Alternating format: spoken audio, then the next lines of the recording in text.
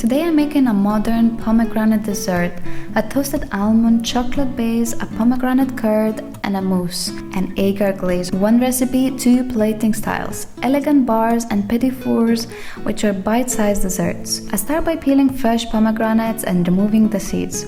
Do not worry, you do not need as many pomegranates. I made myself some delicious juice on top of a dessert. By the way, I never use a juicer for this. It crushes the inner membranes and creates bitterness. Add seeds into a bowl of water. Any bits of membranes float on the top and I just scoop them with a strainer. A blender gives cleaner flavor as long as you don't overblend. Stop as soon as the seeds break apart. Squeeze through cheesecloth to separate juice from any bits. Taste your juice. If the flavor is not strong enough, reduce a small portion on the stove for a more intense color and acidity. For the crunchy base, toast 120 grams of almonds at 160 degrees Celsius until fragrant and more brown in color. You can swap almonds for hazelnuts or pistachios. Always toast your nuts, as it deepens the flavor and removes raw bitterness. Now pulse until medium fine. Don't grind to flour.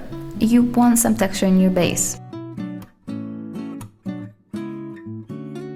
In a microwave-safe bowl, add 120 grams of dark chocolate plus 20 grams of coconut oil. You can use any other oil as well. Melt in 30-second intervals and keep on mixing. Add 90 grams of oats, a pinch of salt, and the toasted almonds. Salt is essential in chocolate desserts as it sharpens the flavor and lifts the acidity of pomegranate later.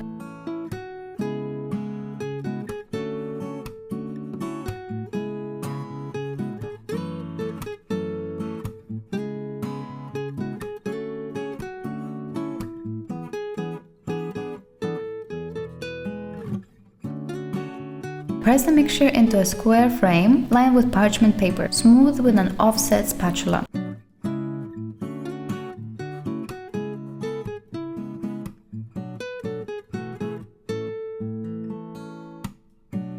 Now on to the curd. Put in a pot 250 grams of pomegranate juice, 60 grams of water, 100 grams of sugar, 25 grams of lemon juice, and 25 grams of cornstarch. Whisk well and cook on medium heat until it thickens and starts to bubble. Cornstarch needs 1 to 2 minutes of heat after thickening to fully activate. Otherwise, the curd may leak or separate later.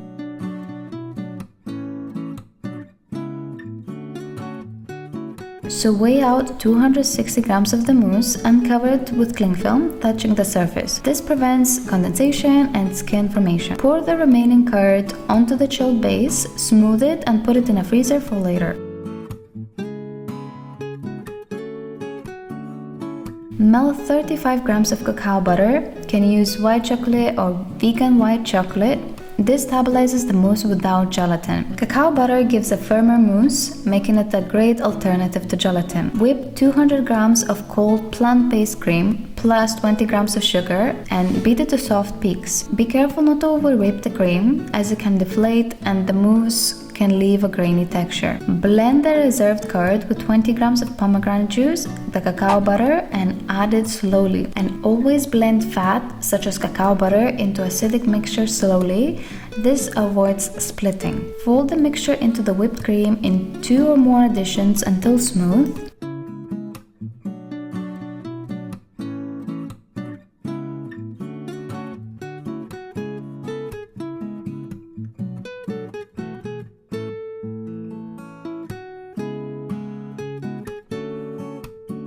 Pour the mousse into the frozen frame and smooth the top. Freeze until completely solid. Glazes work the best on fully frozen mousse.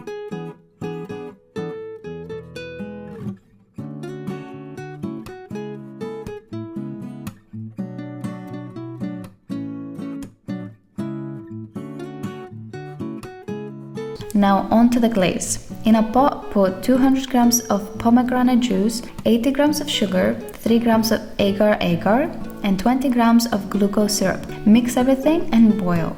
Agar must hit a full boil to activate. If it doesn't boil, the glaze will stay liquid.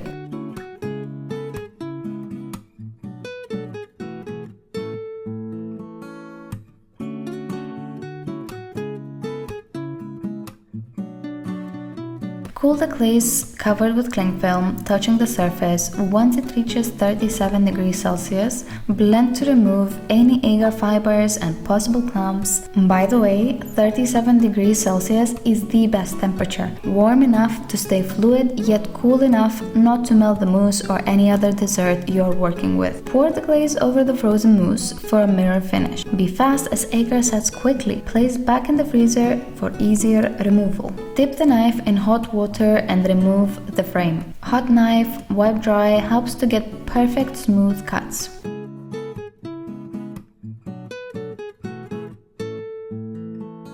Cut long bars as well as the minis, and remember to always dip your knife in hot water and wipe dry between cuts.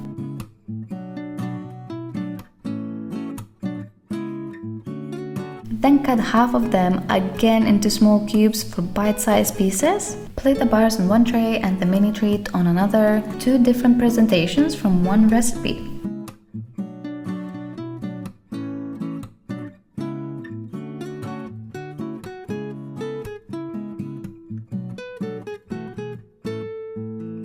I added fresh ripe pomegranate pieces and a sprinkle of edible flower petals for color and texture. Freeze-dried fruit keeps dessert more crisp, and fresh seeds tend to bleed the color and soften the mousse a little bit, so be careful when you use them.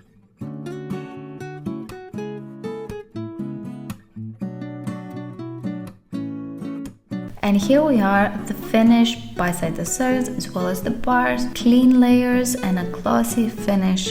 Find the full recipe in the description, and I will see you next week with a mandarin mousse, a recipe video. Bye!